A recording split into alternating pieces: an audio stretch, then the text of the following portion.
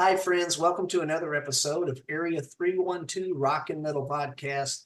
I'm one of your hosts, Kent, along with my co host. Rex.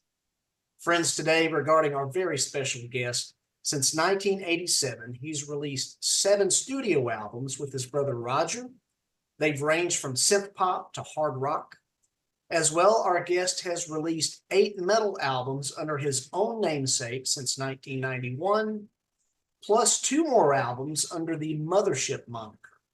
Friends, today we welcome drummer, guitarist, bassist, and vocalist Randy Rose. Welcome, Randy. It's quite the honor to have you, sir. Oh, thank you guys. I'm honored to be here. Thank you. Yes, sir. Yes, sir. It's our privilege. Randy, today is March 16th, 2024, in the year of our Lord.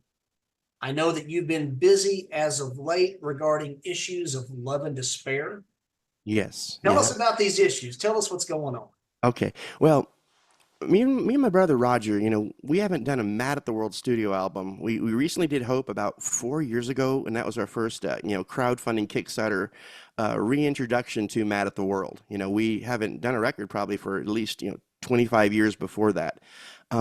Roger's a little bit shy about that. He records and writes all the time. He's like my favorite songwriter. He's always doing something.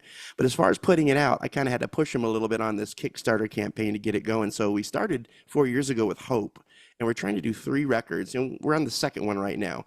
The first one was kind of honoring the first 2 or 3 years of Mad at the World, the synth pop, the kind of Mission UK, kind of gothic, Pet Shop Boys, all that kind of stuff. So we kind of did that with Hope, and that was a successful campaign. And we promised on the second record to do something honoring more of the rock that we do. The Seasons of Love, Boomerang, Through the Forest, kind of that, just harsher, more rock, kind of the stuff where I sing a little bit more and do some of my thing a little bit more. And we're doing that right now. And that album is going to be Love and Despair. And we're basically about 2 weeks left to get this campaign funded. I know it won't air probably in that time, but that's where we're at right now. And we just want to deliver the second. I'm doing music full time, so I'm able to do this and get it out at a reasonable time frame. So that's kind of where we're at. But this is the second rock album of the 3 we're going to do. Love and Despair for Mad at the World, coming soon, hopefully. Well, and Randy, I've pledged to the campaign, of course, by the way. And just recently here, you've added some really cool, I'm going to say like onesies or a couple. Yeah. They're like really rare T-shirts from back in the Mad at the World days. That did you just happen to find them? Or if you could kind of tell me, I'm kind of curious about those. What's the story on those? I know they're original and everything from back in the day. Yeah, actually, what it was is we didn't have a lot of new manufactured deliverables for this campaign. We have vinyl, records, CDs, and digital downloads. So we wanted something that would be a little bit special. I don't even own, I think I own like 2 of the Mad at the World shirts. Like my daughter has one and I have one just to keep or whatever. But these actually, thank the Lord, came from Roger's attic. He had the very, very last of the run that we used to do when we toured for the first probably 4 or 5 years. So it starts from our very first stuff that we made for Cornerstone, and literally there's like 1 or 2 of each of these in existence left. I think he's keeping one just for posterity, but they're super old, they're super fragile, but they're kind of neat. And the funny thing is I pre-prepped everybody on this Kickstarter campaign saying, hey guys, I do not mean by any means that they're actually worth it. Okay, these are super old shirts. They're not moth-eaten, but they're old. I mean, I don't even know if you want to wash them, they might dissolve or whatever. But the point is, if you're a collector and you're into getting a piece of Christian music history, this is the last of existence. I don't even think you can find these on eBay or anywhere. So they're priced kind of ridiculously, but that's just to give an excuse for someone to want to push the Kickstarter campaign over the finish mark. Being it's an all or nothing campaign.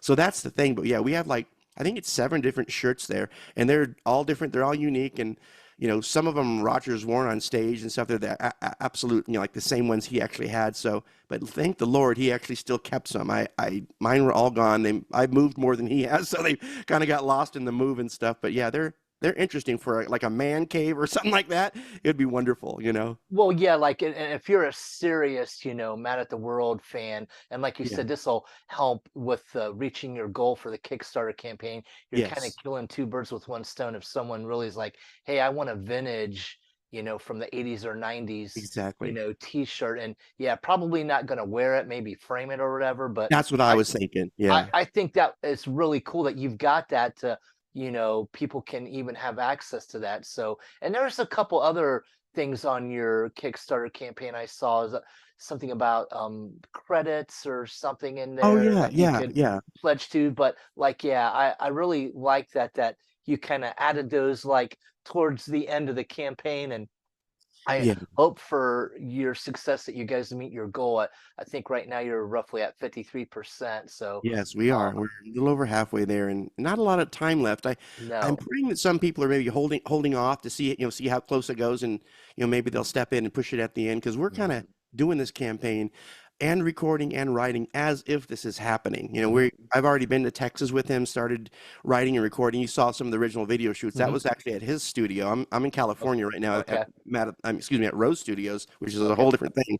So we've worked together, and we're also going to work over the internet, to try to sing on each other's songs too, which is going to be fun. So it won't just be like Roger's solo album, Randy's solo album, mushing it. It's going to be us singing on each other's work as well, which will be fun, which makes it Mad at the World, Cool. Well, I'm really excited, and I hope everyone will get out there and support your campaign, Randy. Thank you. I appreciate all the support.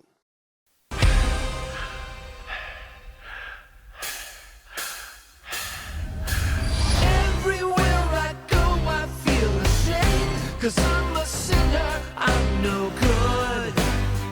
I'm no good. And if you only knew the things that I know, you'd reject me as you should. As you should.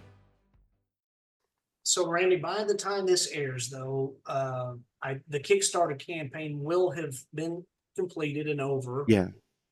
However, we wish to, because we love you guys, to help with the continued traction with that, Thank you. for viewers who might not have been aware. So if viewers are seeing this for the first time and maybe they just didn't have it at the time, or maybe Kickstarter, for whatever reason, if they see this and say, hey, I need in on this new Mad at the World album, Love and Despair, where can they go to pick it up post the Kickstarter? Well, I think there hopefully might be two options if it, we're talking like if it doesn't fund, right? Are you saying that too, No, I'm not. I'm pretty confident, that, I mean, people love you guys. So Yeah. I'm just saying, after the campaign is yeah, over with yeah. and this airs, where could they pick up a copy if they miss Okay. the Kickstarter? Okay, more than likely this is going to be on my record label, which is Hindenburg Records. So I mean, I try to respond to all the Facebook private messages, so anything can be ordered directly to me.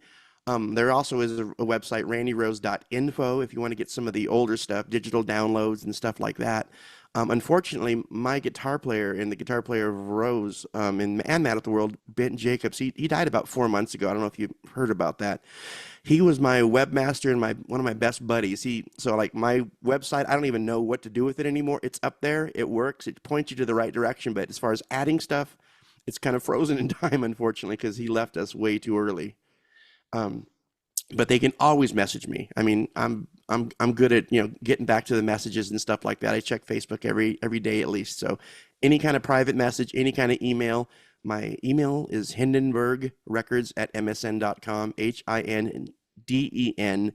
HINDENBURG records@msn.com. So you can email me too. That way, anybody that didn't get on the campaign, there will be a limited amount. We're not doing a big run because it's kind of a limited edition thing, but there will be a probably at least 2 or 3% extra besides what we're trying to fill with the people that are engaged to the campaign. So there will be some material left. Randy, is one other option, because, for instance, I went to your Bandcamp and I'd ordered Yes. these two great albums. We'll discuss Thank you. this in a minute. Is that another option at your randyrose.bandcamp.com? Yes, it should be. I need to add that stuff. That was added, that last record, the last two that you're talking about, was through Behold Industries, which is Josh Spencer's new label. He added those, but I'm sure I could do the admin thing and add the Mad at the World stuff too. So either way, we're going to make it accessible through the digital downloads, whether that's CD Baby, Bandcamp, however we need to do it. I'll make sure it gets there too. Thank you for asking about that. I forgot about Sure, that. sure, you bet. Well, and friends, as you know, as we always do, we love and support our beloved artists here that have given us the great music with the greatest message. We're always supportive of that. Randy, this will be posted, friends, in our description. It'll be, the links will be in the description, and I'll Okay. post it up here on the page as well. Now, going back, Randy, to the campaign here, I have a question. Maybe I'm putting the cart ahead of the horse, and you Sure. can shush me if need be. Whereas, Hope, 2017's Hope was in the vein of the first two Mad at the World, I'll call it synth pop releases. Yeah, absolutely. Love and Despair is hearkening to the mid-period Mad at the World of Seasons of Love, Boomerang, and Through the Forest. Yeah. With this third installment that you've alluded to in the trilogy, would that lean more toward, I'm going to call it Britpop, in the vein of Dreamland Cafe and Ferris Wheel? Is that kind of the plan? It's funny. I think we are heading more in that direction, just to kind of honor, the last, 2 or 3 albums. Originally, when we posted the very first Kickstarter campaign, it was actually supposed to be like the heaviest thing we did, which was interesting. That's kind of what it was supposed to be. But I think we're touching on that enough that, Roger was saying, he's afraid of, if we do a heavier album, that it's basically going to be a Rose album with him on some of the vocals. And honestly, that's kind of true, because like the heavy stuff, that's just super easy for me. I just wake up and that just happens because my voice does that, So that's kind of easy. So, I mean, I think we might kind of honor a lot of stuff that we do, but I have a feeling we're going to put a little bit of that jellyfish type of thing in there too. I mean, there's some people that loved it too. So it's gonna, maybe we'll leave it a little bit more open to what some of the fans want. We're open, but we could head in either of those directions. I'm sorry, that is so broad, but it hasn't been written in stone yet, for sure. Sure.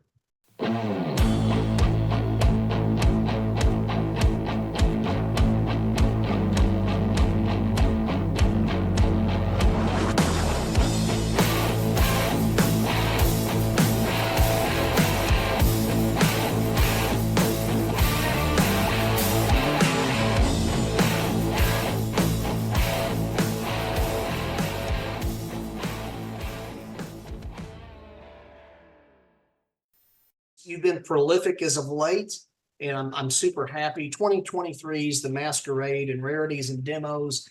Randy, these are certainly albums to be proud of, and I've really enjoyed them.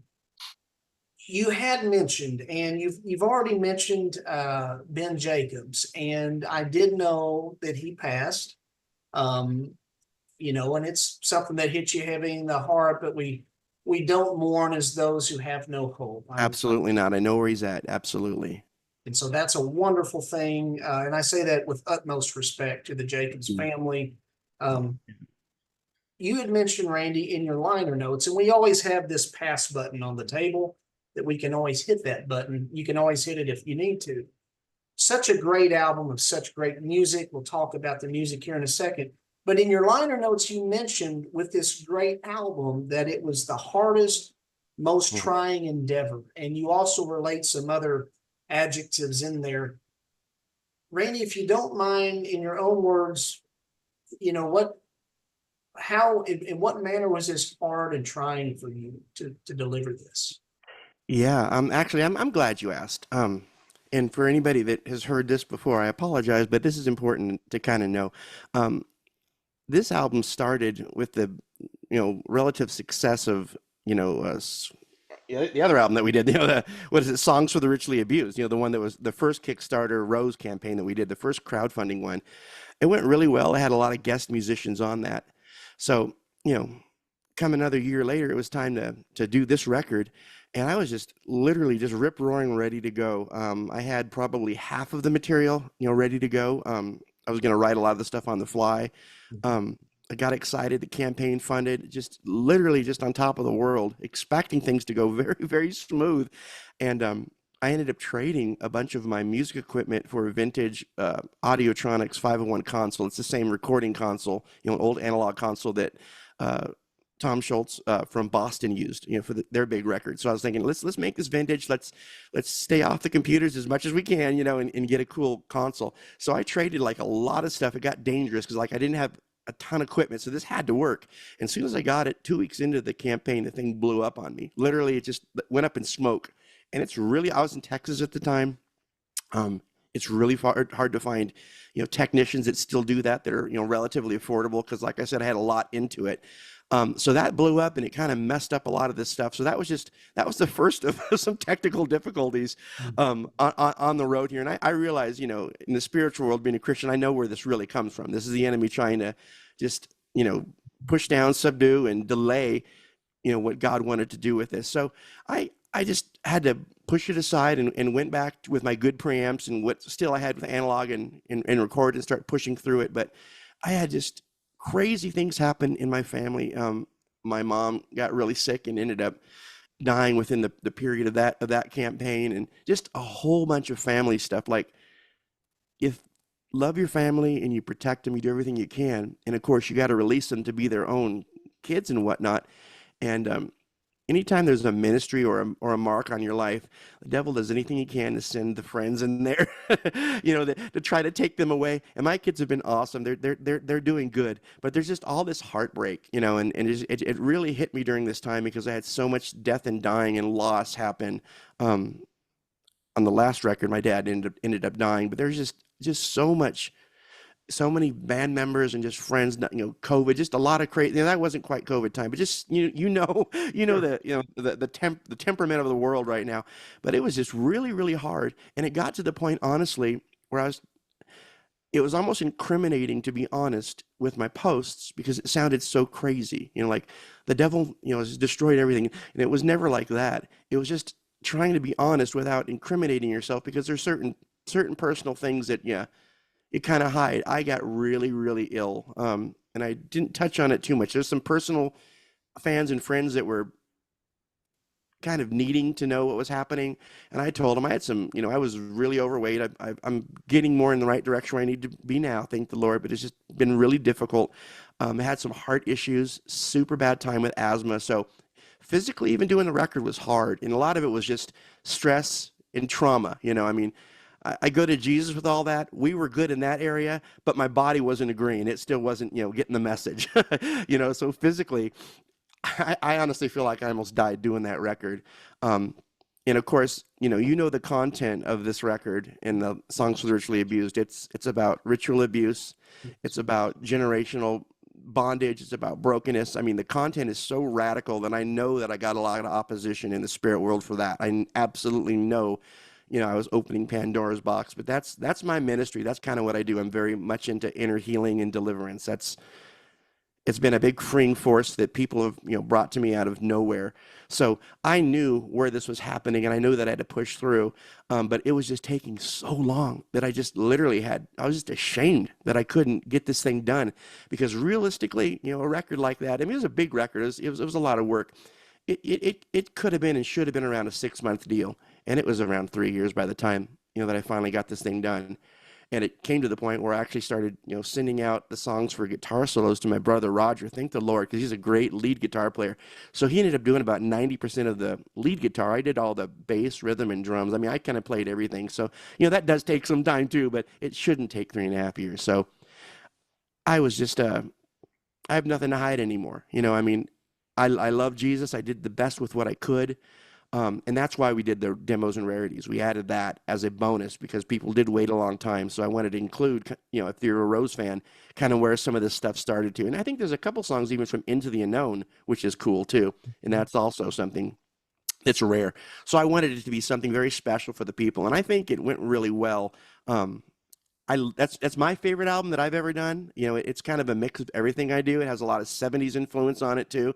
Some Black Sabbath, yet it's melodic, has some Queen guitar solos on it. It's my favorite record. I'm really proud of it, but I definitely know there was a lot of pain in it, and I think the Lord turned it, for his glory. And that's my hope for everything I do. that's kind of the history of what happened on that record. It was wild. I was so happy last year to actually have it released, and I ended up giving the record to Behold Industries. He stepped in and did all the delivery and all the promotion, at the back end of it, which was just wonderful. He's a personal friend of mine, which is wonderful. So it was a great way to start his label. It's a way to honor him, and he honored me too. So I really appreciate the help, and I appreciate all the fans because like they said, they were in for a ride, and I appreciate you sticking with me on that. Wonderful. Well, Randy, you're looking super, and I was complimenting your glasses earlier. Thank you. I so love your glasses. Oh, thank you, buddy. Also, just want to say, you talking about the hardships that you've endured through this. I just want to say, it reminded me of the scripture where the Lord Jesus, he told us, he said, in this world you will have trouble.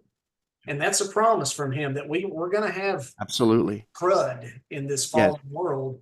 Of course. But it doesn't end there. He said, take heart, I have overcome the world. And that's a second promise from the Lord himself. Absolutely. And, absolutely. No matter what we face, even death, he's even conquered death, which is of this world. Absolutely. So, praise. I don't say this lightly or cliche. Hallelujah. Praise the Lord. I completely agree. I could not have done any of this stuff without him. This is all him, pulling me through. Also want to make mention, Randy, and I can relate on another level. I was on a very small scale local band back in the day, and one of my best friends in life was in that band with me. He passed in 2016. Oh man. So when Ben passed, it made me think, on a personal level of my personal journey.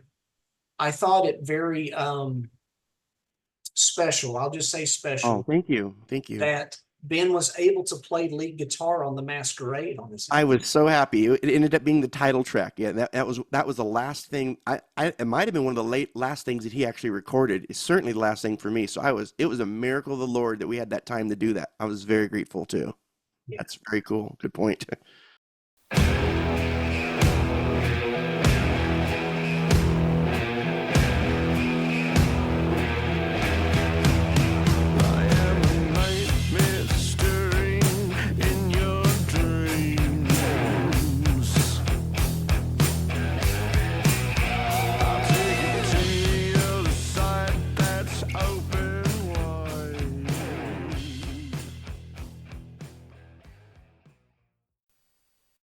One of my questions, Randy, regarding these, if you don't mind me stopping off at this juncture for a minute.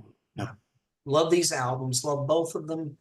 I was going to ask if you were a fan of early Sabbath or Iommi, because friends out there, if you don't have these albums, if you are a fan musically speaking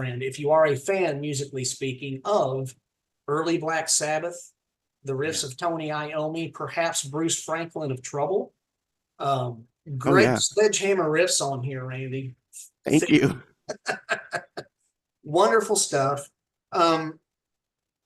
Regarding the studio demos on this, I also want to let our friends know out there, Randy, to me, demos, as you know, too, you as a musician. Yeah. Are we talking, the band in the garage and hit and record on the cassette player? Or are we talking more of professional quality demos? Friends, if you have any trepidation about this album, this is the Masquerade Rarities and Demos. There's 5 great quality studio tracks on here, and then the rest, like 10 tracks of demos. Randy, they are very good quality to my ears. Thank you. Very, very good quality. They reminded me of the Intense Live series that you did back in the day. And thank you so much for pointing out the fact I forgot the rollover for the first Masquerade album are those other 5 songs. I forgot to even mention that. My daughter is singing on one of them, which is really cool. And a fan wrote those lyrics, or it was the inspiration for the lyrics that my daughter wrote for a fan on that record, which is cool. So yeah, I mean, the real complete album of the Masquerade is both of those. I literally, I haven't had it in my hands for so long that I totally forgot that, the rest of the record is on that. It's just more of the obscure stuff and the interesting stuff that we just could not fit on vinyl. So that's the reason that rolled over onto the second CD. But as far as the demos go, they were relatively professional demos. They were done at the same studio that I'm actually out here in California now, which is crazy. My father passed, and we ended up moving to California. And that's where I'm coming from. So this room right now that I'm in is where those demos were done. Part of it was done in the living room, but we got the mics all out. I had an analog console, and I recorded everything, and most of it was, I think almost all of it was live. So that's when you're saying it kind of reminds you of the Rose Live thing. It's because it really was. It was Don Richard, Ben Jacobs, who's passed, Steve Kumata, once again, who I didn't even know you knew that Steve Kumata passed. He also died. So Rose only has two members of, alive, which is super sad. But it was about 12 years ago that we lost Steve. He's Mr. K for the fans. You want to say, play it, Mr. K? That's Steve Kumata. So he was there, and Don Richard, and then my cousin Mike Link was on bass, and of course I was doing vocals.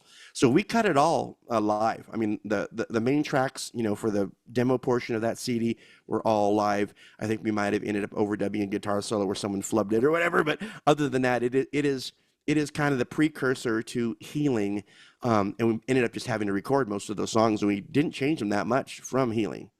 Yeah, thank you. So yeah, that's. And then I think there might have, on a separate section, which was much later, recorded in Corona, was some of the other stuff, which was some other demo stuff that leaded up to Into the Unknown. And that's the other super hard to find CD. That's an odd one, That was done with REX. Yeah, you got it. Thank you. So, yeah. Great stuff, friends. If you were maybe kind of hesitant, friends, if you're a fan of again, Sabbathy sledgehammer riffs, with a great message, and you all know how Randy brings it. This is the companion piece, 5 quality studio tracks, plus very, very good quality demos. Don't hesitate, because it reminded me again a lot of the quality of the Intense Live series. And those can be found again at randyrose.bandcamp.com. I think that's the right place, Randy. Yes, I think so. So. So don't hesitate, friends. randyrose.bandcamp.com.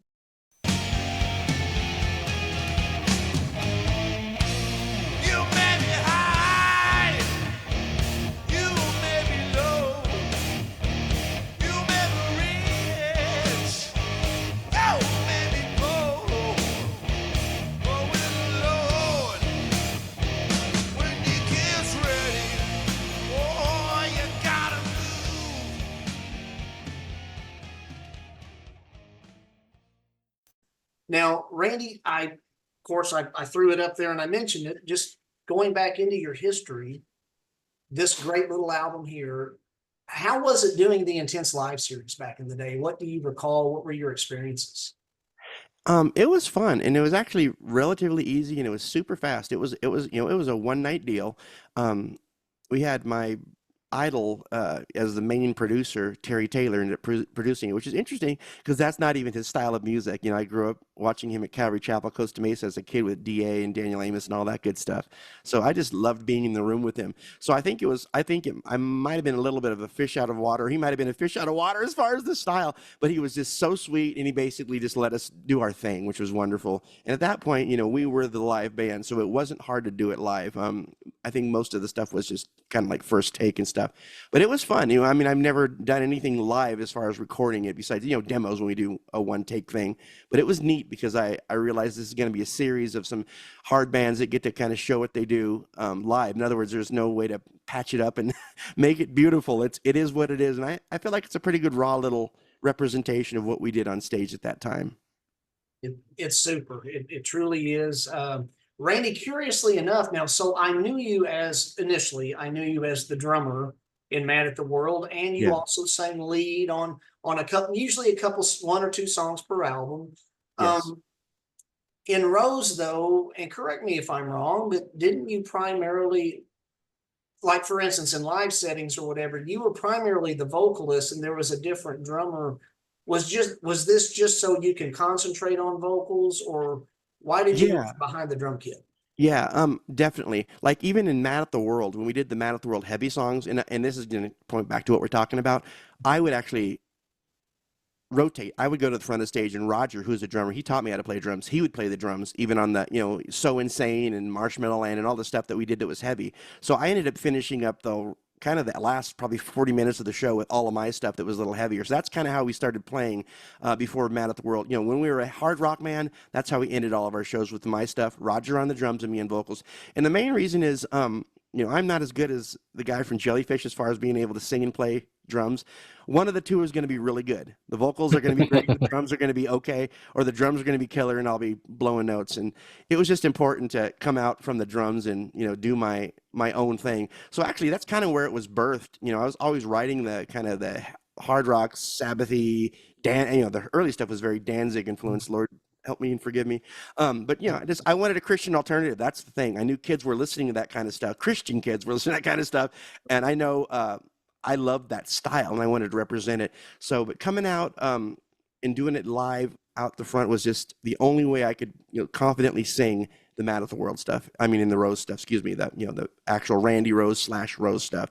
So I didn't even play guitar. I mean, I'm a good rhythm guitar player, but I didn't even bother with that. So I just totally just did the Jim Morrison thing and was just upfront vocals only. I just felt like that kind of style needed a lot of energy, and I wanted to deliver it as an actual artist rather than just Don Henley from the drums, you know, singing. It's just hard to be hidden behind there, you know. Well, your vocal style is wonderful. I've always appreciated it.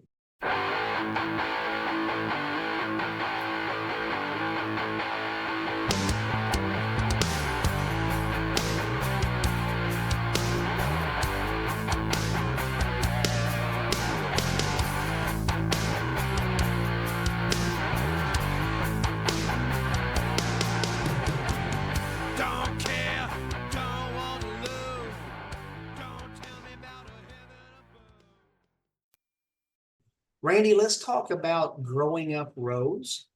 Okay. Was there music either blaring from the radio in the home, or maybe your parents or other relatives? I know that Roger played, of course, but did you have relatives that performed in your family?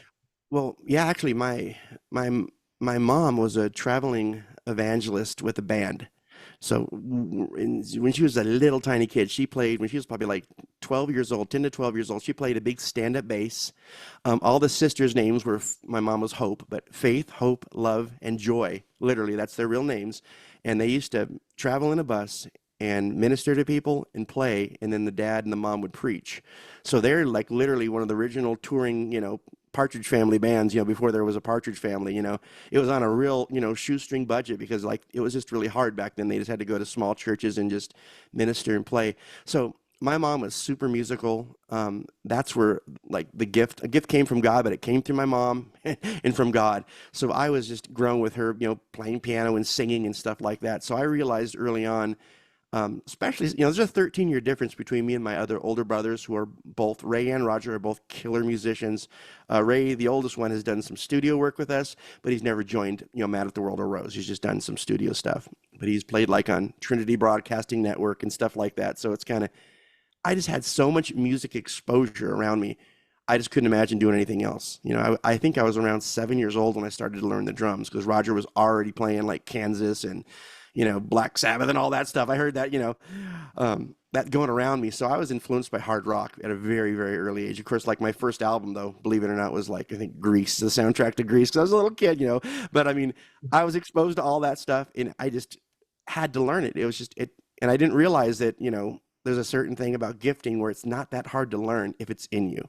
I believe a lot of things can be developed. I think you can learn anything, but like rhythm, and pitch and all that stuff, that was just from God. It's all has nothing to do with me, and he just chose me to be able to do it. So soon as I started to be able to play drums, play guitar, and sing and write, I realized that was an expression of who God is through me and what he wants to accomplish in my life. So it was just very natural to me. But yes, it was everywhere. I did have a couple cousins that were into music, and they would play with us and we would record together. I have a really good friend. My best friend is my cousin Danny, and he like was my engineer sensei, basically. I could say he was my mentor. He knew all the technical end of how to record, and that's why the stuff sounded so good initially. He got me into recording, and my brother got me into recording too, Roger. He's the one that had the studio at our house. My dad built it for us. Well, very cool. Well, Randy, nothing wrong with the Grease soundtrack. I have it in my collection because Grease is the word.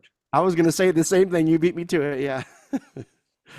Absolutely. I got to ask, Randy, I'm curious, with your mom's group, did they have an opportunity to record any albums?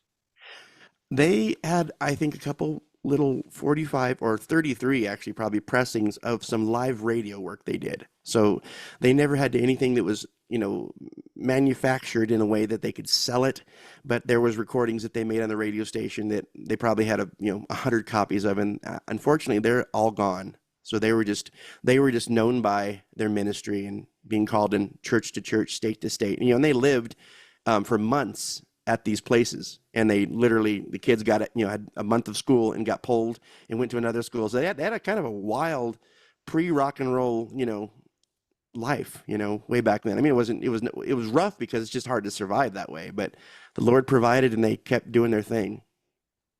I didn't know if you and Roger might have had or have any access to those songs, because I was just thinking, how cool would it be if Randy and Roger redid those songs in a Mad at the World style and recut songs that your mom had done or they had written. That'd be kind of cool. That would be cool.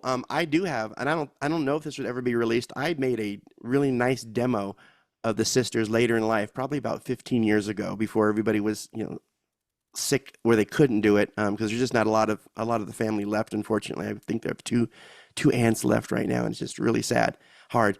But I did record them singing some like Hallelujah Street and some of the older stuff that they did, because I mean, I don't know if a lot of the stuff was original. I think their mom did write some stuff, and my mom actually wrote some lyrics and poetry.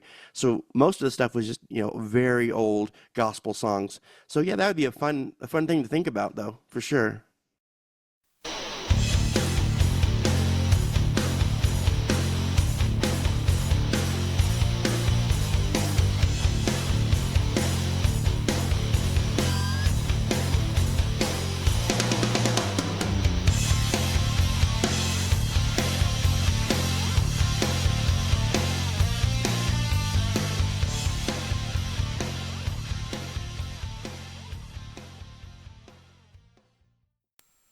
Randy, when did your, great music and great message, whether Mad at the World or Rose, always the great music, great message. Randy, when did your relationship with Christ begin?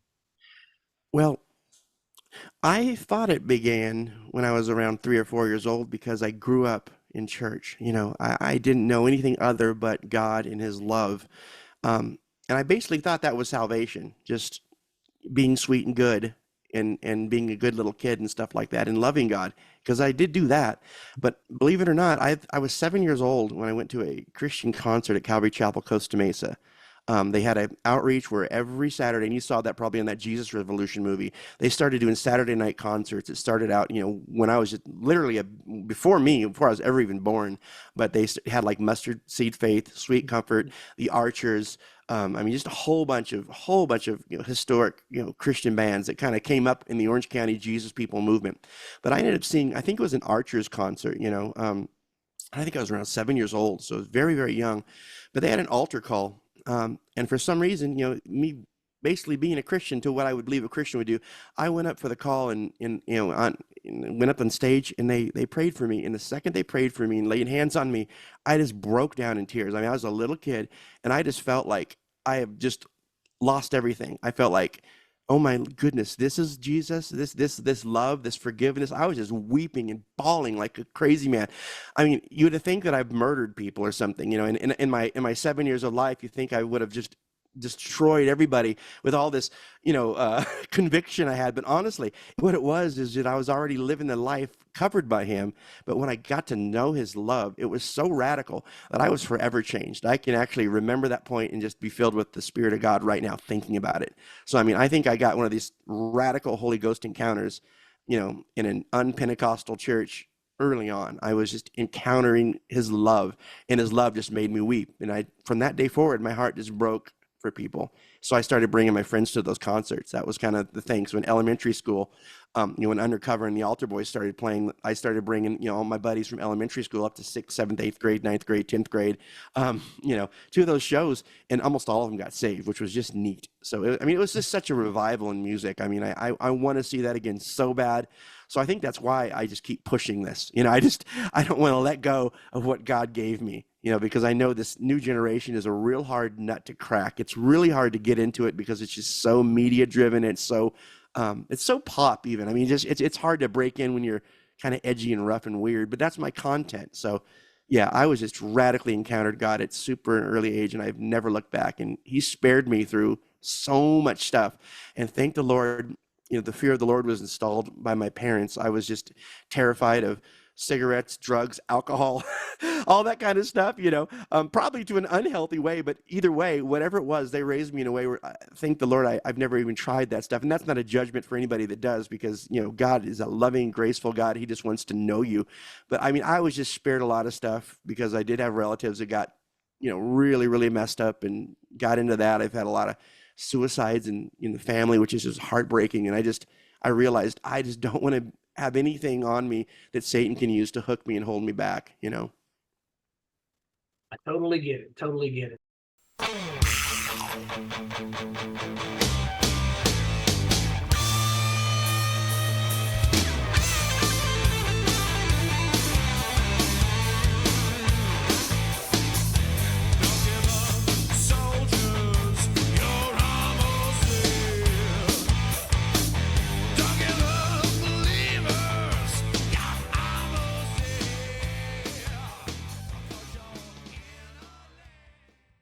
Randy, well, first of all, let me just say, you said something, you remember how when grunge came along in the early Yeah. 90s, and then, Rex and I like a wide spectrum of music. Yeah. But I liked anything as Rex, from classic rock up through, for lack of a better term, the hair metal bands of the day of Sure. the 80s. Yeah. Also love the Altar Boys and Undercover too. Yeah. Me Um, too. You know how the grunge movement was like a revolt against all of that stuff, the hair metal bands. Yes, it was. Yeah.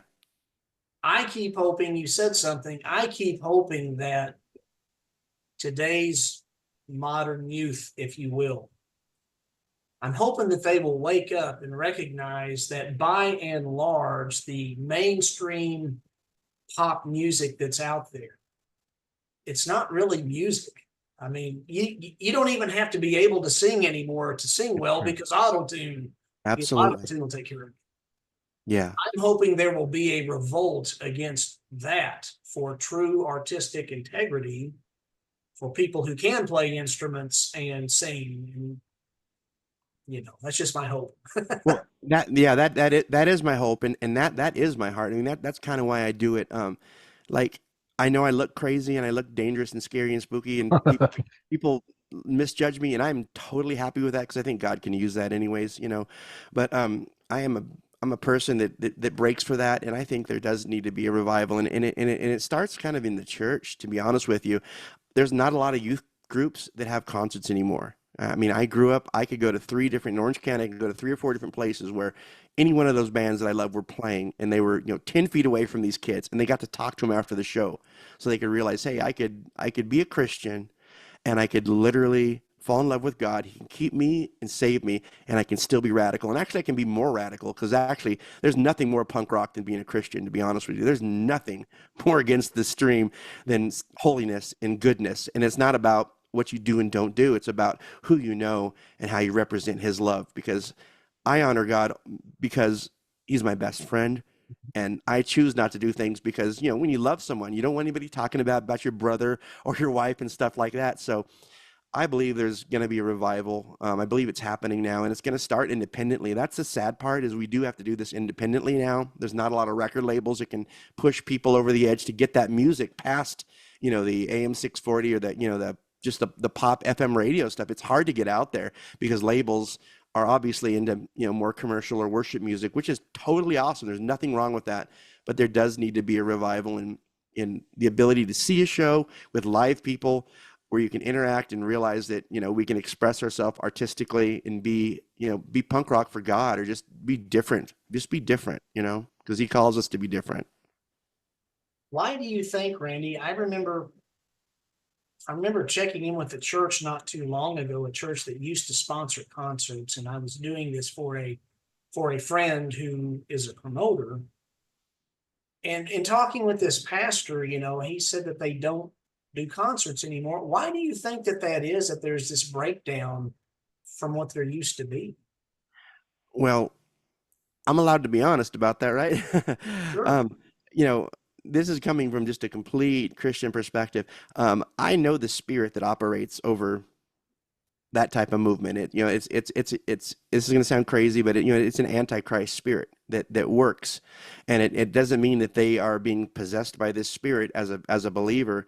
But there's a lot of pressure not to have anything where people can encounter God in a way that doesn't look like what a Sunday church service should look like, and that's kind of the thing. So I don't think they feel it's safe. Maybe I don't think that they don't think it's viable because there's so much media driven stuff. So much stuff is virtual that they just feel like, well, let's just click on a group or a video and on YouTube and join in, because that's really all, it's kind of like all we have right now. And for now, that's wonderful. But I just feel like there's a spirit that operates that makes people not want to encounter truth and authenticity anymore. I think we're kind of told that we're supposed to be the most individual we've ever been, but we have never been more cloned and replicated and watered down as people as we are right now, in my opinion. And I mean that as far as humanity, period, and even unfortunately us as Christians too. We are so scared to say what we truly believe because we can be canceled now, which is just unbelievable. And like I said, I don't like you. I don't like to get into politics like that. My design is not to be offensive or to be weird or to wear a hat that's going to offend somebody, But honestly, if we're going to start loving and accepting people, we got to realize that God wants to change people, and He wants to encounter them in a way that's going to change them.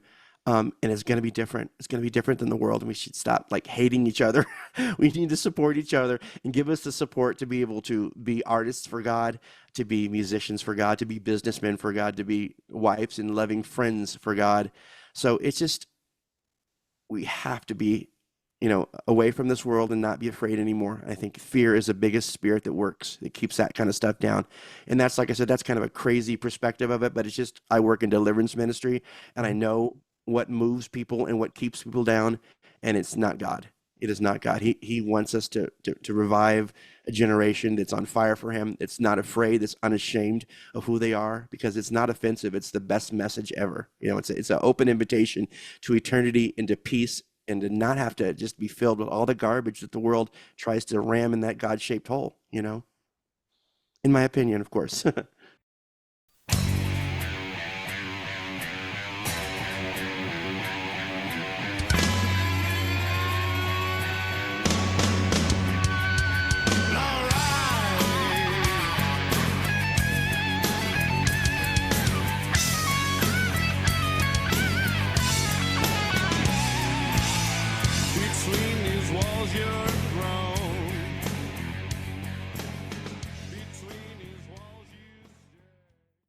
Regarding, I'm just going to call it, for lack of a better term, Christian rock and metal with Christ's message injected in there. Yeah. Do you feel in a way maybe that, the world at large does not like the salvific message and good news of Jesus the Christ? The world hates Christ. Yeah.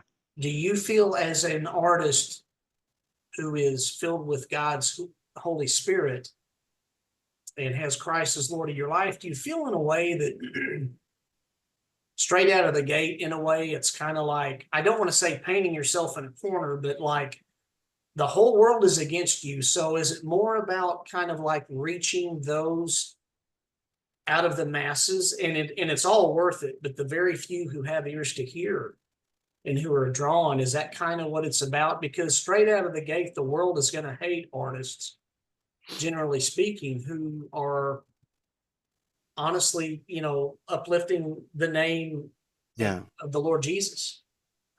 Well, I do. I think I think we live in a time right now. I mean, we've been talking about the last days since the time of Jesus. I mean, they've been feeling that way forever. Mm-hmm. So He's going to come like a thief in the night. I don't know that things are going to be as horrible as doomsday, preppers feel. I think we're going to be merry, and we're going to feel like there's no need for God, and then he's going to come. And that's kind of the way it is.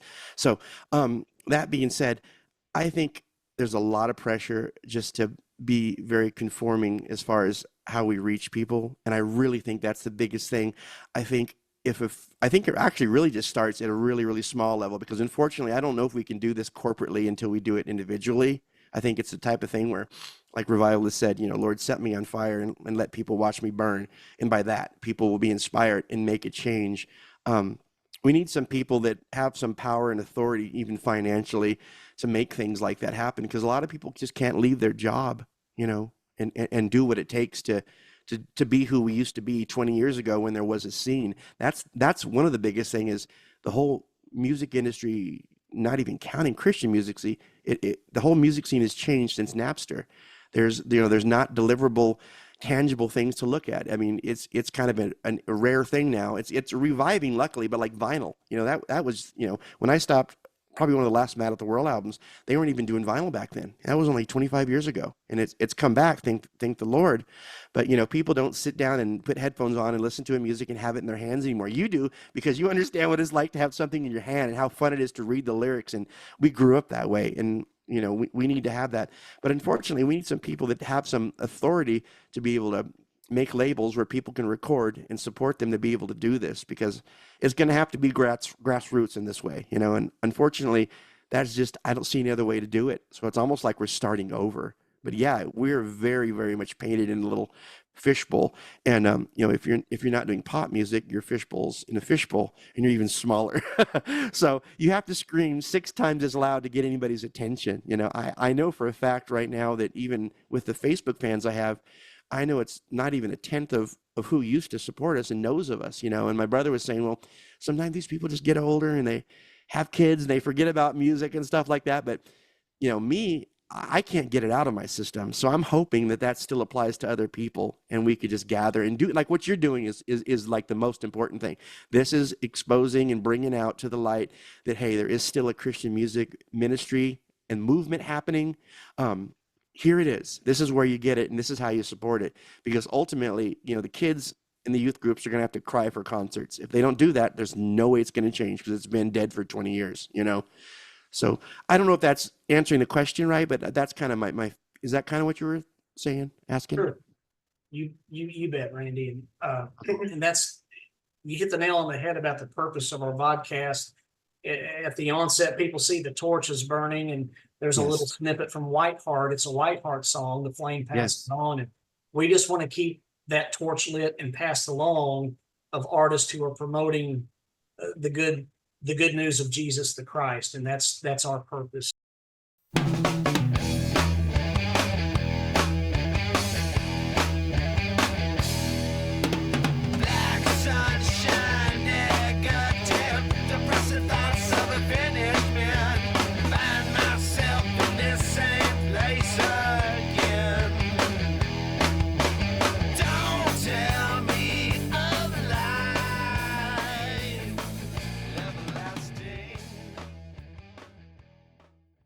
What initially led you and Roger to forming MATW?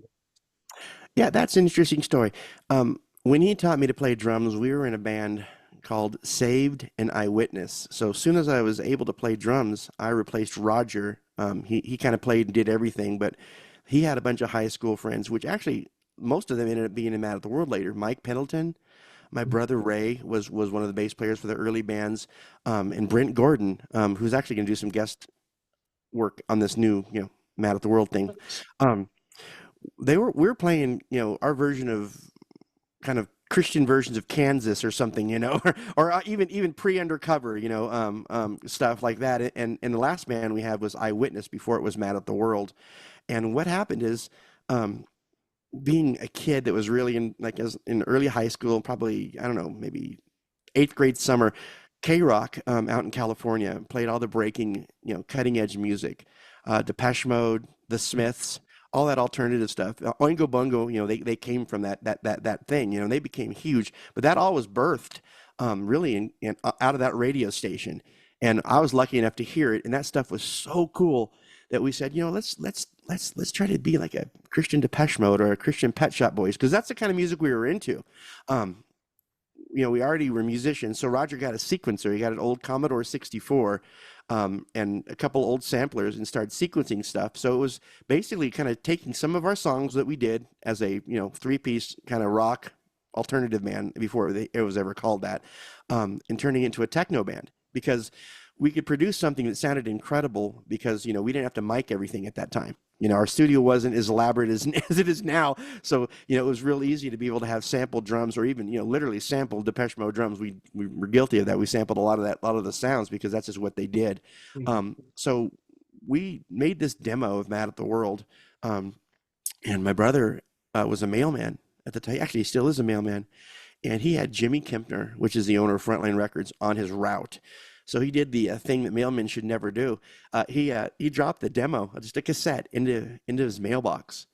And we were about to move to the high desert. That's where I'm broadcasting from right now. We were going to leave Orange County. And we got a call that weekend saying, hey, we just love your music. It's so crazy and different for Christian music. Do you have more of this material? We'd like to sign you. And literally, we basically got signed over the phone over a cassette demo being dropped off, by Roger's route, by the owner. He loved us. And back then there was some money in Christian music as far as the recording labels go, the record labels go. So it was really, really neat. Half of the album was recorded in the green room, where we sequenced and did all the work at our studio, and then brought our computers in and then did vocals there. We did a couple songs at Mad at the World Studios, which was basically where the demos came from anyways. But after that, we did something really neat on the second record on out, where they paid us the money to do it at our studio. That way we could spend more time, make it more of a sonic signature of what we do, not be on the clock being scared that we have to settle for a vocal track, and literally just engulf ourselves into it. And ever since then, we're able to do it at our studio. So I think we were one of the first Christian artists that were paid to do it at our studio, which is just literally the most wonderful thing in the world. And that's just a blessing, because like I said, my dad built us that studio at our home. I was a kid. Roger was still young enough. We were living at home. So it was the place to make it happen. But that's how we started. I mean, it was just literally a miracle of God, a blessing that we were able to do it. And luckily, it was such a cutting edge music style at that point that it just perked their ears up, and they signed us instantly. It was really a neat experience, actually. Well, Randy, I am very intrigued by the journey that Mad at the World had musically. Yeah. In all honesty, so my very first album that I approved for Mad at the World was 1993's Ferris Wheel. Oh, wow. Okay. And it's like I knew that there was, and it kind of had, I'll just call it Britpop, but songs like not the same. It had a little bit of a heavier heft to it. And I'm like, it's like there's more to this band, Yeah, absolutely. I had to travel backward, and that's when I encountered, albums such as Seasons of Love and Through the Forest and Boomerang, and I'm like, oh man, this stuff's heavenly, right here. Yeah. Yes. Yeah. But then I was even more surprised in going back even further with Flowers in the Rain and the eponymous album. Oh yeah. Honestly, Randy, it was like 3 different bands, and I don't say that disparagingly. Okay. It's just an interesting journey. So Randy, then what led you and Roger? You were talking about the early sounds of like Oingo Boingo and Pet Shop Boys and Depeche Mode. Why then, what led you and Roger to veer from those sounds into the hard rock territory of mid-period Mad at the World? That's a great question, actually. That's a super good question. Playing live had a big influence on that. There's two aspects to that. Musically, the Cult Electric came out.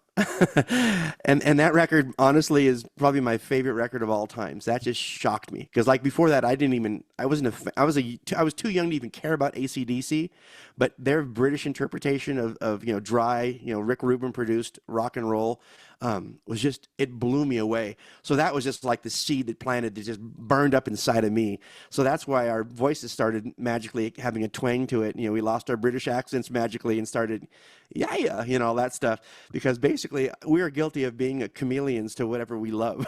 So musically that was happening behind the scenes.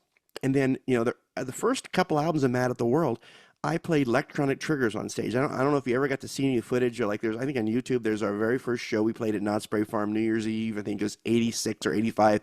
And we played the big Stagecoach station, but I had two stovepipe, literal metal stovepipe triggers on each side of me, a Roland Octopad that played samples, backup vocals, explosions, drums, and stuff like that. And I stood up like a weirdo, stopping my foot to the beat, not playing drums, but stopping my foot to the beat, playing sound effects, playing back vocals, and triggering, certain things. And that was really fun for a couple of years until we started having technical difficulties. The sequencer and the backing tracks, if there was a dirty tape, we'd have a dropout. Or if a keyboard lost its memory, we'd blow all of our sounds. I think one of our big first shows, our computer blew up at Cornerstone. People waited 2 hours while we were reprogramming sounds. And we're thinking, oh my goodness, this is such a temperamental setup. And ultimately, moving towards rock and roll, feeling like we were already starting to write that, I had to go back to what I did, which is go to the drums and get Roger out on, from keyboards and playing guitar, and then using the bass players that we already knew in our other bands. So playing live, to do that music, it was necessary, to have a 4 or 5 piece band that played the stuff that we were starting to record. So the live music situation of the early Mad at the World was so difficult, so temperamental, and so odd, and so even kind of hard to mix, because I'd have sound effects, that if the guy didn't know it was on the soundtrack, just blow the speakers away and stuff. And it wasn't that bad. I mean, the shows were cool, but it was just terrifying. It was terrifying not being in control. So we wanted to take it back. I think there was a shift in music, like I said, with the Cult coming out, where it was kind of cool to do like a Mission UK, Sisters of Mercy, the Cult, that kind of rock and roll thing. Certainly in the Christian music industry, it was very, very rare at that time. So the ability to play live and the shift of music that we were listening to, we are musical chameleons. That's what got us to being a live band, for sure. Here they come again, like a puppet on a string, smiling back at you as they play and as they sing. On the stage in the color lights where the moon is brightly shining. On the stage where the dreamers dream, and they'll take your hands and lead you away to a happy place. Well, Randy, I've always been intrigued by the band's name. And so I was wondering if you could tell us, what is the meaning behind that exactly? Okay. Yeah. The meaning of the band, Mad at the World, came from my cousin Danny. He was talking about like a setting of a content of some demos he did, because he's a songwriter as well, that were, very against the world. He grew up Christian and just hated it. So he goes, here's my Mad at the World songs. He wasn't calling it that. He's just kind of titling, these are my Mad at the World songs. And me and Roger kind of looked at each other and go, when he left, that'd be a great name for a band. But what it comes from is, 2 John 2:15 through 17, love not the world, neither the things of the world. Anybody that loves the world is, it's not the Father's love in them, all this garbage passes away and his love lasts forever. So, being that our music was so edgy and weird, it seemed like a really good stamp, really like an approval of our, revolt against everything that, the world would want us to be, as Christians, and it described kind of our content. So we had, we talked a lot about, ridiculous, for that time, I guess for any time, controversial stuff like "Isn't Sex a Wonderful Thing?" That song was banned in Christian music because the chorus is "Isn't sex a wonderful thing?"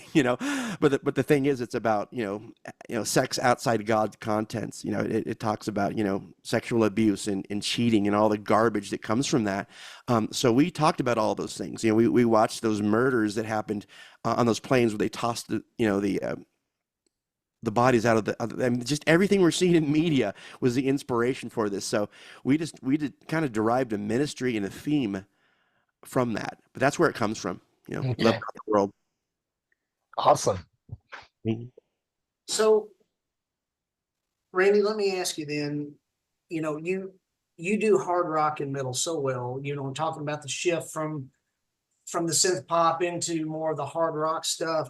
And you do the hard rock and metal so well, as evinced by your solo albums in your band Rose. Did Intense Records, because in '91 this was released, Sacrificium. You were still in full swing with Mad at the World at this time. So did Intense Records, did they come a calling to you and say, hey, we want you to, how did Randy Rose / Rose form? Yeah, it's kind of a neat little story. Being signed, to Frontline, they heard what I could do and how I sung, and they kind of knew what I did because they knew I wrote, several of those songs that were kind of heavier. But my brother Roger literally presented one of my demos to them. We went in and said, hey, Randy wants to do something. Here's a demo. He literally played it for one of the executives there, and they just loved it.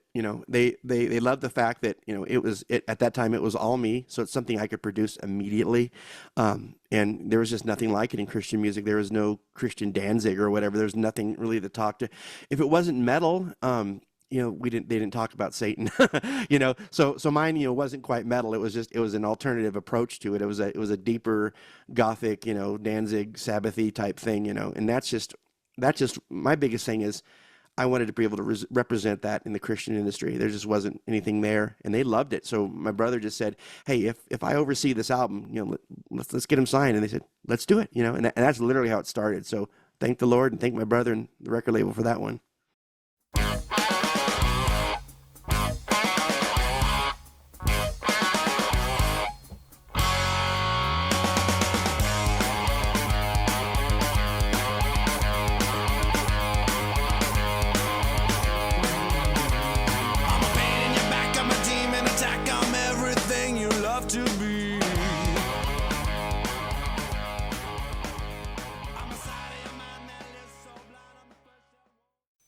A lot of your songs, they do, you mentioned Glenn Danzig, and a lot of your songs do deal with dark themes, such as the occult or suicide, the potential dark nature of humanity that's always there. Of course, your perspective, it's certainly from a Christian point of view. Yes. Randy, a lot of bands, and I, I'll hesitate to say metal, but with Rose being metal-esque. Sure. No, of course. Yeah. A lot of bands in the metal arena, it's all about the party and hedonism and the good time and all that. But you tackle a lot of dark themes. So has this been your calling, Randy, to shine the light of Christ and to call out into the deepest of voids and darkest of crevices? Yeah, absolutely. It's something that I didn't know that I have until my friends started coming to me and telling me about the things they would see at night, the things that they would hear, the things their parents were doing. And I mean, I'm talking, I think I was 14 years old. And I started listening to Bob Larson. I don't know if you're familiar with him, but he has he used to have a radio show, and he did a bunch of deliverance ministry, like online. He did some of the stuff from some of the craziest bands that would call in, and literally demons would manifest, right on the show. But I had a guy I met at a Christian party that came up and told me that he would black out. He turned out to be a really good friend of mine. He would black out, and he would wake up in San Francisco with bloody fists and didn't know what he was doing. And then one of the times he woke up walking away and was beat some guy basically almost to death. And this guy was a 15-year-old kid, but I mean, just hardcore guy, just like a heavy metal guy. And I, knew that Jesus frees people. It was in the Bible. Deliverance was in the Bible. It's what he did. It's actually one of our requirements, set people free. It's what we're supposed to do. It's not even an anointing. It's an authority thing, because that's just who we are in Christ. So I prayed for him right there in the car. We went to my little Honda and prayed for him, and he got delivered of suicide and spirit of murder right there. And he just was on fire for God ever since then. And I realized, my goodness. And I thought that might have just been a fluke, and it's like, okay, cool. That's neat. And that was interesting. And I liked that. It was interesting. I loved being able to, be able to witness someone's life and get transformed. But then I just kind of went back to school, and then I had girls that talked about having encounters with demons. I mean, like I said, and I know this is just ridiculously crazy stuff to talk about, but I mean, this is the reason why I do what I do.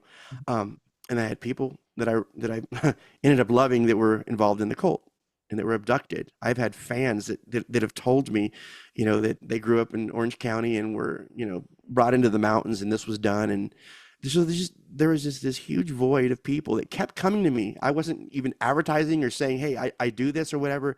They were coming to me, telling me these stories, and they were so unbelievably consistent. And the biggest thing is their freedom was so unbelievably consistent. In every situation they encountered Jesus, he would set them free, and they'd be delivered. And the strongholds and whatever was holding them back, suicide, death, whatever it was, they got their identity back by God. And I realized, oh my goodness, there's no one that even wants to deal with this because it's so offensive and crazy, unless you're doing it for sensationalism, which wasn't what I was doing. It was just literally, I realized there's this huge part of people, even Christians, that have been broken, that didn't even realize that they went through this stuff. And this needs to be addressed. I mean, to be honest with you, it talks in the Bible about God being drawn to the brokenhearted. He has a real special heart for the broken. Some people just get to know God and get to walk into it. Like I was fortunate because my family, I just got to walk right into it. I was so thankful to God. But more than not, people don't experience that. They experience abuse and brokenness. And the idea of any abuser, whether it's a mean mom or a mean family member or the cult, is to keep them silent. Is to put something in them that they can use for their benefit later in life, whether that's sex trafficking, all these ridiculous things. So, my content almost sounds comical to the world because it's just so weird and crazy. But these are actual true accounts of people that I love and know. I mean, I'm talking about stuff that literally happens, dissociative identity disorder, just a bunch of stuff that the devil uses to break people and keep them broken. So my ministry absolutely is that. I have such a heart for that. And it's really hard for me to write anything else because I've just experienced so much of it, and I've seen the other side of it. I've seen God encounter people and set them free from their families, people that were going to die that wanted to live for the first time in their life, and it had nothing to do with me. It was just God and what he wanted to do.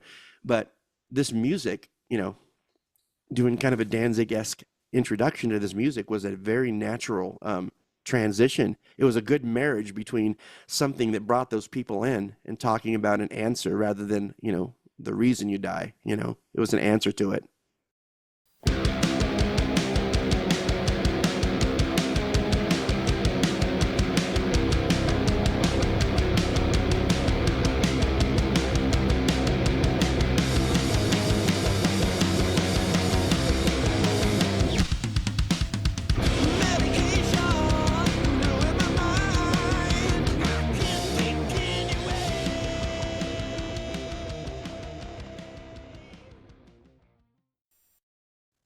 Randy, what you were talking about, it doesn't sound crazy to me at all. Okay. Let me move forward just a little bit, and then I want to backtrack for a second. But Sure. 2017, it not only brought hope with Man at the World, but it brought about Songs for the Ritually Abused that you released under the Rose moniker. Yeah. You are tackling a lot of these dark themes on there, that you were telling us about. Was Songs for the Ritually Abused, was it a hard album, Randy, to write lyrics for, given the nature? And you had spoken, correct, with people who had been victims of different forms of abuse. Just tell us all about that album, please. Yeah, well, that was the first time that the veil was lifted as far as an actual topic, for me. I touched upon it in Mad at the World, and I touched upon it even in the early Rose stuff. I always talked about that stuff. But as far as a song that was actually dedicated to people that went through this, an album or a volume of that, I didn't see that anywhere. And I just really wanted to air out the stories. They were all true stories on there. I mean, it sounds weird and crazy. They were all true stories of people I witnessed that have went through that, told me about it, accounted it, and have seen what it's like on the other side. That's how I know the authenticity of the story. And all this stuff was corroborated with other people that went through the same thing on Facebook. They started hearing it and they said, that's I never wanted to tell anybody, but I went through this exact same thing. And I realized, oh my goodness, this is such a dark subject, but it's so huge. It's everywhere. The thing is, everything you see in Hollywood, that's what's happening. That's the Illuminati side of it, I don't want to be a conspiracy theorist, but I mean, that's the other side of it. That's the ritzy side of it. But the other side of it, where there's the sex trafficking, the ritual abuse, the sacrifice, the bondages of that stuff is much lower level, and that is rampant. It is everywhere. I mean, there's hot spots out in Orange County, San Diego, where the stuff always pops up, but it's everywhere. And I just really feel like these people didn't have a voice. So many of these people are so terrified to tell their story. So once they finally shared their story with me, I wanted to tell the world. And I wanted to hide it, as far as not, any names or anything like that, so they could have the freedom. But I mean, sometimes I might be the only person they can talk about that to, So I'm able to regurgitate that and put it to a way so people realize this is happening. You have a voice. You don't have to stay broken. You don't have to stay under the thumb of Satan or the cult or family or generational trauma or just sexual abuse, whatever it is. I mean, the album has a lot of different content in it, but it all points to one enemy, and that's Satan, and that's keeping silent about it. So it was just airing what really was happening, especially in all the people that I've encountered. So it was very, very personal. So it was difficult and sad to write, but my heart was already broken. So honestly, it was kind of a release, if anything. It was like I was finally able to paint it out and put a sign out there saying, what you went through mattered. It was valuable. There's a point to it. You're not crazy. I believe you. The Lord believes you, and he was there, and he wants to bring you out of it. So that's really what it was all about. So it was a relief for me. But that was my introduction into the SRA, topic. I was just kind of touching about it lightly through my other records, but that was my deep dive. Mm-hmm. Well, and Randy, I appreciate you standing up for those and through this album, giving them kind of a like a total voice, and praise to the Lord for setting the captive free and making everybody in him a new creation. Yeah, absolutely.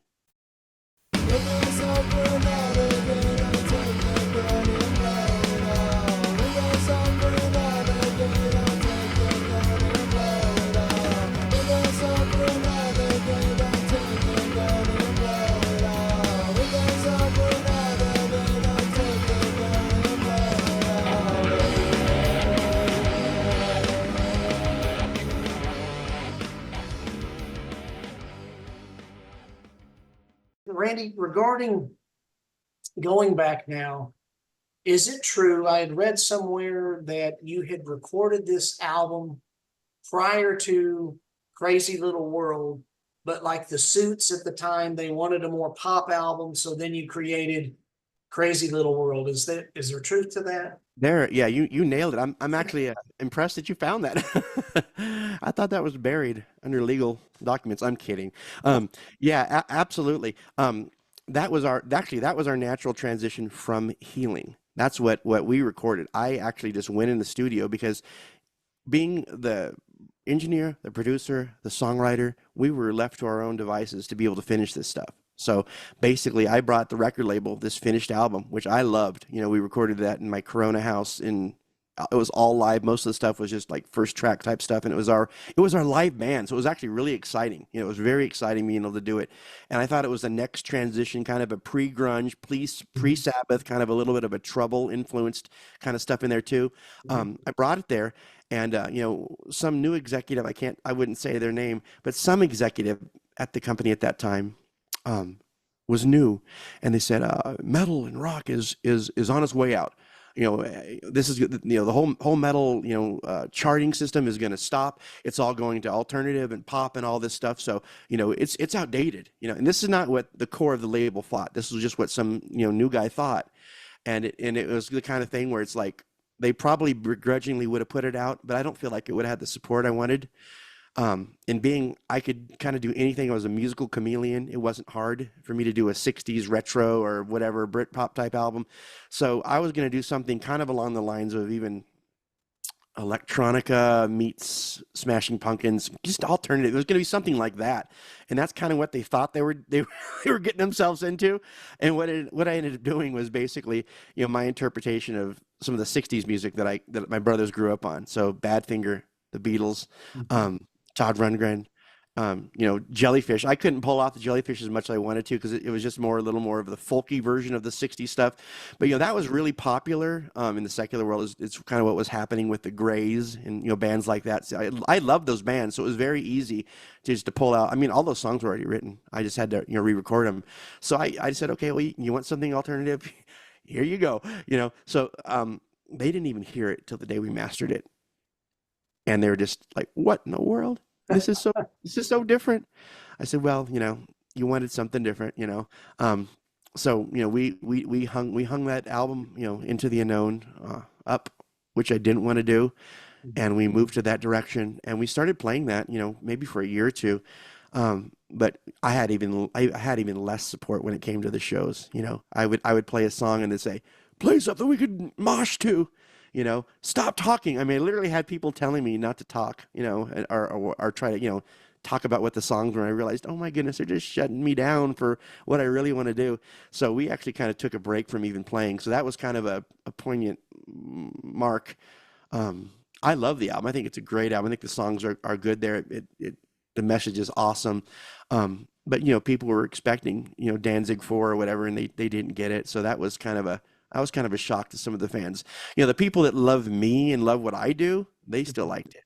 But the people that wanted to hear rock and roll, they didn't like it as much. Well, this album, and of course, it's on a different label. You went to REX at the time, or Rex Records, but Yes. I just want to say I hope you like this album, Randy, because it's actually one of my favorites in your catalog. It's my second favorite album. And Into the Unknown by Happenstance is probably my top favorite Rose song. Oh wow. I just love the fluid. I don't know how to describe it, but the chorus, and I just love your delivery is all I'm saying. Thank you. Great album. Randy, is this one of those, I don't know what you call it. I remember my grandmother, of all people, my tragically hip grandma. She was super cool. Played the organ and piano at her church. She had this book at the time, and it was all the craze back in the day. You stared at images, and the longer you stared, you could see something else. In the background, past the thorns, does it say rose in the background? You know what? It not to my design. It looks like it might say something like that. Honestly, that's interesting that you have that perspective, because I've never seen it that way. I don't know. I thought they were ripping off a Typo Negative cover. That's what I thought, because it looks exactly like it with the thorns. I had nothing to do with that label. I mean, as far as that label and the design of that, I do think it's a cool record cover, but maybe it does. I don't know. Well, I would have to find the guide. That's interesting. Past the thorns, I swear there's an R in there and an O. Oh my goodness, yeah. And an S and an E. It's all I can see now. You're right. I think you're right. That's cool. Well, anyway, great album that Into the Unknown, and that was Intense Records' loss for that, in my humble opinion. Now, yeah, I agree. Can I point something out real quick about that? Just sure. I don't know if we'll circle back about that before we leave on. I'm going to re-record that album, by the way. Oh, yeah. I'm through Behold Industries, which is the label that took on the Masquerade. I'm re-recording that. I'm actually going to be doing that after this, in between this campaign. So I'm going to have my, I think the record was produced cool, real dry and raw and stuff like that, but I do have better equipment, and I have, 25 years or probably even 30 years experience, from recording, and I love engineering and recording. I'm going to re-record that record. So that's going to be released too in the next probably year. And I also do have another record that's already submitted to that label that will also be coming out this year. So I have a lot of new Rose stuff on the way, but I'm going to re-record that. So anybody that hasn't had a chance to hear that, you'll be able to hear it with a, new instruments, new perspective. Nice. Well, you heard it here first, friends. Yes. Randy, I think you also told me when we started, again, you and I started connecting for this interview as far back as October of 2023. Yeah. You had mentioned that you were looking into possibly playing out live, either some or a little more. Is that still kind of in the works? Yeah, it is actually. I'm actually looking to put together a new live band. So as this goes out, anybody that wants to submit some demos of what they've done, I'm looking for a couple guitar players. And my son, Scotty Rose, he's like the best drummer I know. He's going to be doing the drums. So I have that built into me. So we got a vocalist and we got a drummer. But I am looking for a couple guitar players that, are more so behind what we're about. That's kind of a huge thing. I can do the hired gun thing, but it'd be nice if they actually believed in what they do. That's really important to me. So people that know me and kind of love and appreciate what I'm trying to do, I do want that band. You can be out of state, we can do this virtually and meet a couple times and tour, but I've had a lot of requests. I put out there that I'm looking for an agent. So I've had a lot of requests of people that want us to start playing again. So I do want to do that. I'm kind of in a transition with homes and not sure where the Lord's going to bring me as far as moving, maybe back to the state I came from. I'm not sure. I don't feel planted right here in California yet, to be honest with you, because it was just a sad circumstance. It was a great thing of being able to be out here, but it's just still, it kind of hurts. It just doesn't feel like it did when my parents were here, I'm in the house that my dad passed in. So, we're going to definitely start playing, and I'm looking for a band. So yes, I want to kind of do all of our catalog, putting a lot of emphasis on the new stuff because it's a little more readily available, but I do want to do that. So there's an open invitation. Anybody wants to send me some demos, please do so. Well, and it's, again, great stuff, friends. You can go to, for this, you can go to randyrose.bandcamp.com and pick this up like I did. And again, links will be in the description. I will also plaster it across the page here.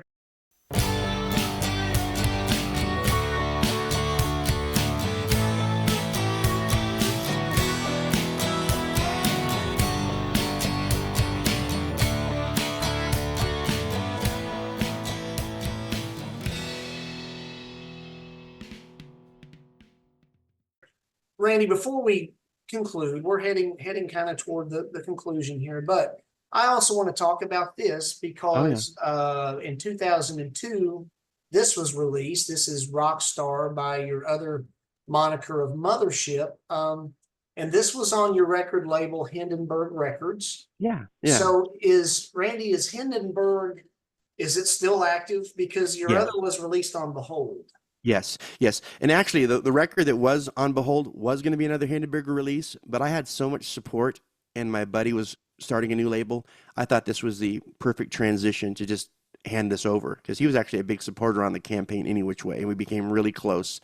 And I'm actually working for him right now. So that's this particular MATW thing so far isn't on Behold. I'm not sure what's going to happen towards the end of the campaign. He might buy it out for all I know. I don't know. We'll see. But any which way, yes. Everything I do that's not these last two records has been on Hindenburg Records. All of my independent stuff, and that's my own label. You know, I master the, I record the stuff, engineer the stuff, master it, and produce it. So, Gotcha. I just want to say, I want to backtrack for 1 second. When you were talking about Bob Larson, I wasn't making fun of Bob. Everybody saw me cheesing. What I do remember, there was a buddy of mine in college who listened religiously to Bob Larson. What I was smiling real big about was I remember a time when Bob was like totally against Christian rock artists. But he later, after meeting several, he might have met you, Randy, I don't know, but he actually changed his tune. Absolutely. As time went on. So I was real happy about that, because I just remember a time when Bob would have been totally against the things that absolutely. Well, you know, a lot of those prejudices that you know, even us as believers have about certain music movements or styles has a lot of it comes from a good place. He was talking to metal bands, you know, to grindcore bands that were, you know, hurting themselves literally on air. I mean, they were just super destructive. They had death threats against him. So if you ever hear anything that sounds like that, or even seems like that, you would think, oh, this is of the devil, because you do so much ministry with trying to get people free that you just don't want anything that would ever suck anybody back. So I understand even the prejudice, you know, came from a good place. And I just realized that he grew up with, you know, the feeling that, hey, these kids need an alternative, and these few people that I met are safe. Let's endorse this movement, and he totally is into it now. Sure. I mean, that's my belief. I don't know that that's the case, but I know that's the case with anybody that's scared of something initially, because a lot of times it does come from a place of protection, you know? Right. I get it. And before I hang this one up, Randy, tell us about Mothership. I like it. There's a lot of great fuzz tone in here. How would you describe this album for people who might not have Mothership? Mothership is a cool thing, because that's something that it's kind of a mixture to me. I was really into Weezer. I was into Phantom Planet. I was into the Hives. Basically, every song that I'm ripping off on there, you can pretty much tell where I got it from. I'm kidding. But, you know, I was really into that kind of music scene. And once again, there wasn't a lot of Christian music that was kind of doing it even at that time.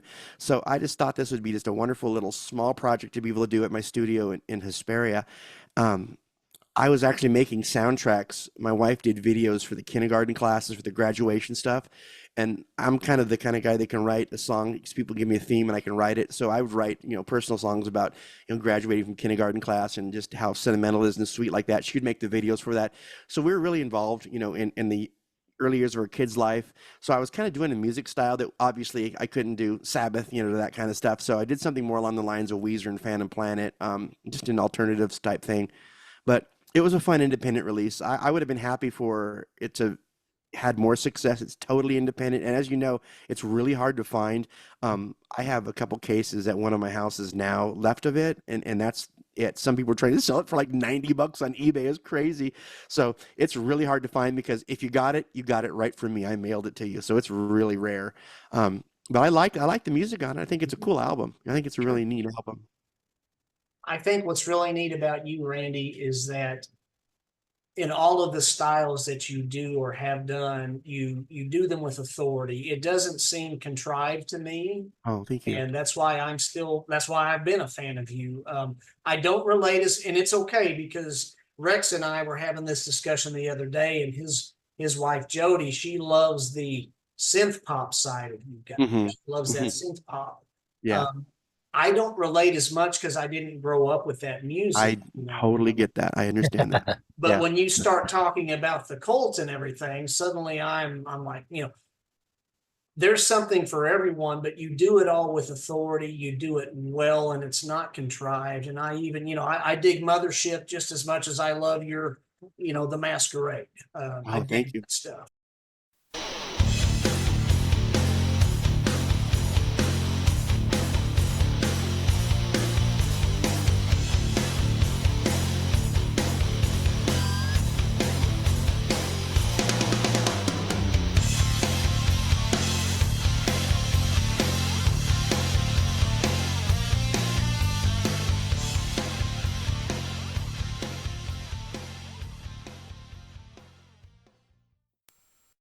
If you can make a brief statement to leave a lasting impression to your friends and fans out there, what would you wish to tell them? Well, I wanted to tell them, first of all, thank you, because you guys put me back on the map, even just by Facebook. I didn't even know that people cared for all the years, that Mad at the World and Rose was, just off the hook or whatever. We were just writing privately. I had so many friend requests and people saying that they want to hear more of this. That's where it started. I mean, that's kind of where, like, the rebirth of Rose, like where I wrote Witch Burner, which is, on the Masquerade. I wrote that demo, a long time ago. That's 15 years old or 16 years old when I first wrote it. And I had people saying, we would love to sign you and get this going. And I was like, I don't know, I'm still a dad, whatever, just working with my mic. She had a really cool preschool that we did, and I was kind of her assistant, but I just always had that burning in me to want to continue on. So I just wanted to, first of all, just thank everybody that showed up to reintroduce me to, what I honestly think what I do best. And they gave me a voice, and they gave me a platform to be able to come back and try to do this. I'm actually doing this full time now. I've hung up everything else. So if this music doesn't happen, then nothing happens. So this is really important to me. The records are important to me. Playing live is going to be huge. I would like to do, eventually like to do what you're doing, to be honest with you. I'd like to have a YouTube channel, because I know that's just kind of where it's at. I know that's the only way I'm going to be able to get to everybody, or, the people that I've lost or whatever. So my statement is, thank you so much for all the support, for wanting to bring me back. Individually, try to ask people to have us play, try to get the artists back, where they can play at smaller venues and people could show up, because I think revival is huge right now. I think it's needed more than it ever has. I'm guilty of being ridiculously nostalgic. And of course, a lot of your listeners are going to be. It's not that there was just, everything was a better time yesterday. It's just that it felt better, and I believe we can do it again. That's the thing. Things are so ugly right now that I just think it's super huge to make an imprint. So, whether you're an artist, whether you paint, you do pottery, you sing, you're a businessman, whatever it is, literally let that impact this world, because it is desperate. It's a dying world out there. But my main thing is just gratitude to everybody that's even wanted to still see us right now. And that means the world to me. Even through the Facebook, interactions with people that, tell me, that this changed their life and stuff. It just shocks me. It's so wonderful to know that. I don't know the impact, of everything. I only know the people that have come to me. So when I hear that, it's just so encouraging. It really means that, like, what I was hearing from God was indeed true, and I was the messenger for that. So I just want to thank you. I want to thank you guys too for even having me on here. It's just wonderful to be able to spread the news, of what I'm trying to do. This is all I have now. So this needs to happen. Lord willing, this all happens, When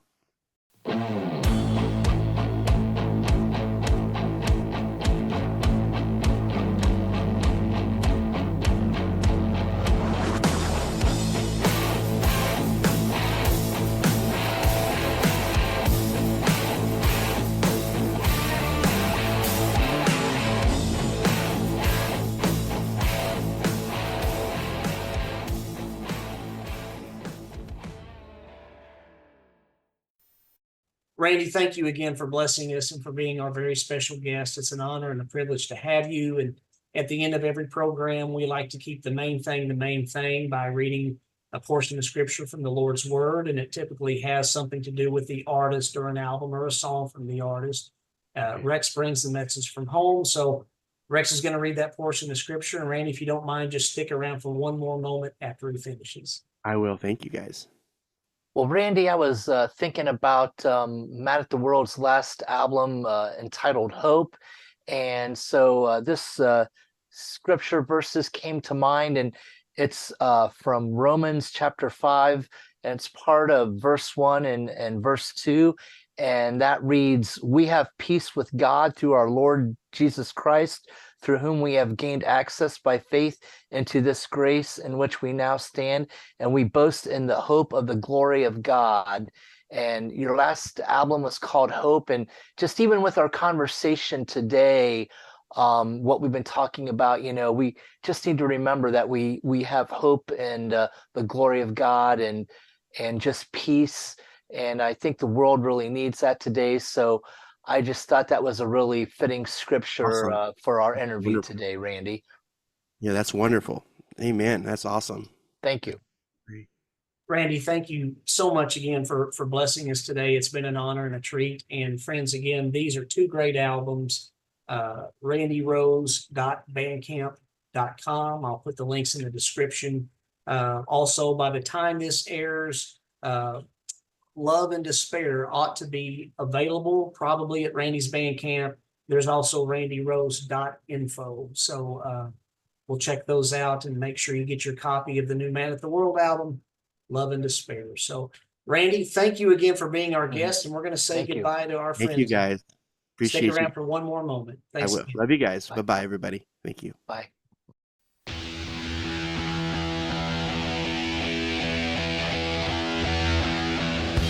Falling down.